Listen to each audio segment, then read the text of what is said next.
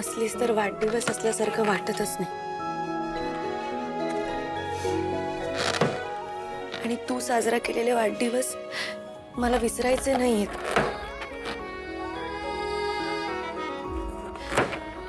म्हणून मी माझी वाढदिवसाची तारीखच लक्षात ठेवत नाही.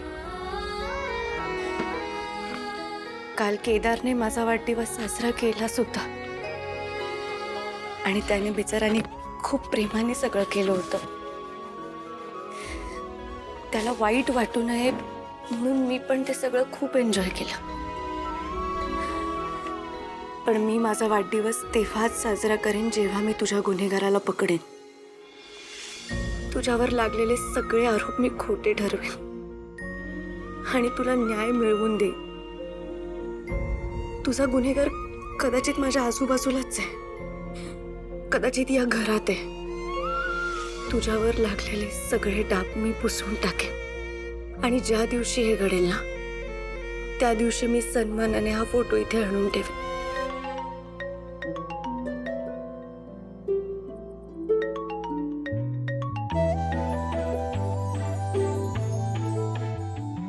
हा सुमी बोल.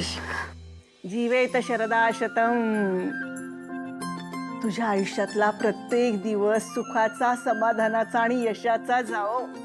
तुझी सगळी स्वप्न पूर्ण होत. हीच देवी जगत्तारिणीच्या चरणी प्रार्थना. आणि तुझं हे प्रेम आणि आशीर्वाद कायम माझ्यासोबत असेच राहू. आणि दरवर्षी तुझ्या डोळ्यातलं पाणी पुसायला मला यावं लागतं. आत्ताही आहे ना डोळ्यात पाणी? नाही नाही ग, आता असं काही नाहीये. हे बघ, वाढदिवसाच्या दिवशी खोटं बोललीस ना तर वर्षभर खोटं बोलत राहशील. आज ओळखत नाहीये मी तुला. आत्ता कसं? आज काय प्लॅन आहे? आज काही नाही, हे काय निघालेच आहे, तुला भेटायला येतेय. मला भेटायला? म्हणजे नवऱ्याचा आणि तुझा काहीतरी प्लॅन ठरला असेल, पण मी फोन केलाय म्हटल्यानंतर तुला भेटायला येते म्हणून सांगतेस? नाही तसं काही नाहीये.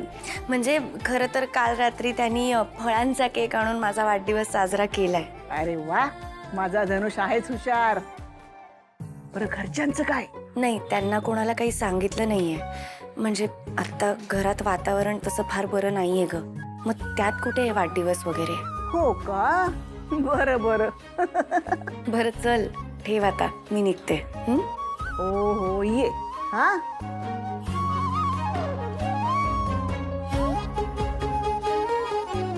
तू लाख सांगशील ग, पण माझा धनुष काही शांत बसणार नाही. तुझ्यासाठी जे काही करायला हवं ना ते तो करणारच. बघच तू.